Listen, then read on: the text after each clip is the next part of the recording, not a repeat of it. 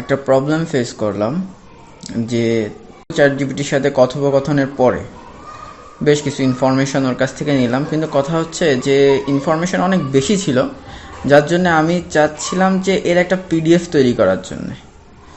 তো এইটা নিয়ে বেশ একটু ঝামেলায় পড়া লাগে, যেরকম এটা আবার কপি করে আবার একটা ওয়ার্ড ফাইলে নিয়ে সেখানে বসানোর পরে তারপরে আবার পিডিএফ করব।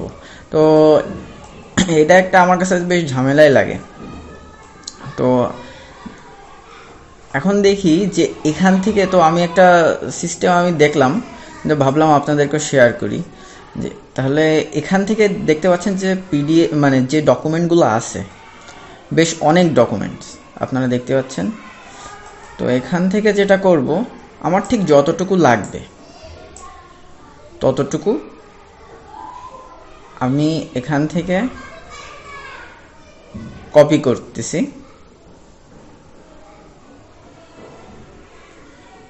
ধরেন এ পর্যন্তই। এখান থেকে মাউসের রাইট ক্লিক করব, করে এখান থেকে প্রিন্ট লেখা আছে, এই যে এই প্রিন্ট অপশনে চাপ দেব। দেওয়ার পরে এই দেখেন এখানে প্রিভিউ অন হয়ে গেছে, এবং আমি যতটুকু সিলেক্ট করছি ও ততটুকুই আর কি ধরে নিছে। এখান থেকে সেভ অ্যাজ পিডিএফ দেব। নিচে মোর সেটিং থেকে এখানে বেশ কিছু কাস্টমাইজেশন করা যায়। মার্জিন এখান থেকে আমি ডিফল্টই রাখছি।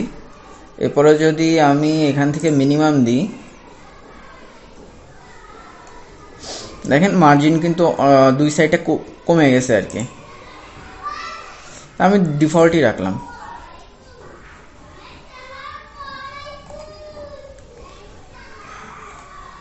এবার আমি সেভ দেব।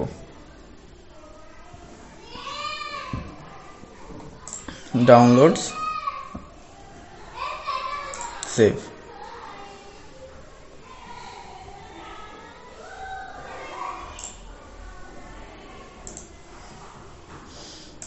এবার যাব ডাউনলোডসে।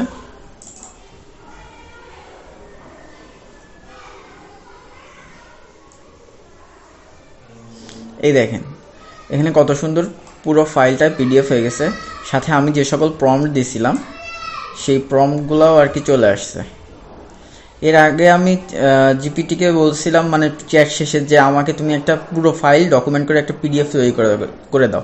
কিন্তু ও যেটা করতেছিল, ও যেগুলো দিচ্ছিল আর কি, সেগুলোতে প্রচুর ইনফরমেশন মিসিং ছিল। এমনকি মানে আমি ওকে যে প্রম্পটগুলো দিছি ওই জিনিসগুলোই ও আমাকে দিচ্ছিল, কিন্তু বাদ বাকি ও যে আমাকে আরও যে ইনফরমেশন দিছে ওগুলো আর কি দিচ্ছিল না।